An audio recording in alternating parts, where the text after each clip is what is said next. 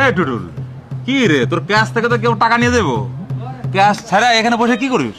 ক্যাশে বসে কি করবো? কোনো কাস্টমার আছে, কোনো বেচা কিনা আছে? দেখ, আমারও একটা হোটেল, ওই কাশেমেরও একটা হোটেল। দেখ, ও কাস্টমার সামাল দিতে পারতেছে না, আর আমি বসে বসে মাছি মারতেছি। আরে ভাই, ওই তো চালাক মানুষ। কাস্টমার আসলে একটা ভ্যাটকানি দেয়, ওটাই তো ফাঁসে যায়। কেন আমি কি মুখ কালা করে কথা কই? দেখছিস আজ পর্যন্ত না শুনছিস যে কোনো কাস্টমারের সাথে খারাপ ব্যবহার করছি?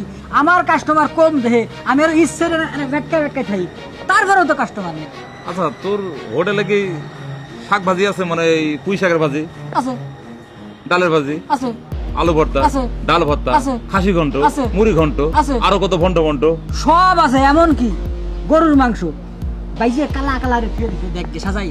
দোস্ত, একটা জিনিস বুঝলাম না, তোর দোকানে যা আছে ওর দোকানে তাই আছে। ওর দোকানে কাস্টমার বেশি, তোর দোকানে কোনো কাস্টমার নাই, বিষয়টা বুঝলাম না। সবাই মনে হয় কোনো জাদু টুনা করে। কি যে কষ্ট না, কাশেম ভাই ভালো মানুষ, তাছাড়া 5 ওয়াক্ত নামাজ পড়ে, ওই কি জাদু টোনা করতে পারে? ধ্যাৎ, বোকা। এ দোস্ত, এই যে কাশেম ভাইয়ের বউ যাইতেছে, খোঁজটা লাগাই আসে। তুই খালি খোঁজ নিয়ে জানা, যেই পর্যন্ত না জানাইতে পারতেছিস আমি শান্তি পেতেছি না। বহ ভাবি, কই থেকে আইলেন? তোমার ভাইরে খাবার দিয়ে এলাম। আচ্ছা, খোলাসা করে একটা কথা কন্ধ ভাবি। কি কথা ভাই? ভাবি, কাশেম ভাইয়ের দোকানে এত কাস্টমার কেন? কাশেম ভাই বিশেষ কি করে? তেমন কিছু না। কিছু তো একটা আছে ভাবি, কোন না? ও আচ্ছা, এই কথা।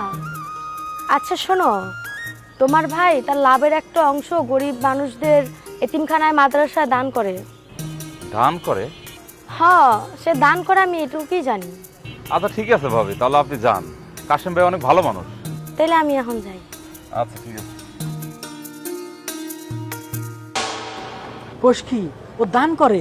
হ, ভাবি তো সেটাই কইলো, লাভের কিছু অংশ গরিব দুঃখীদের মাঝে বিলাই দেয়।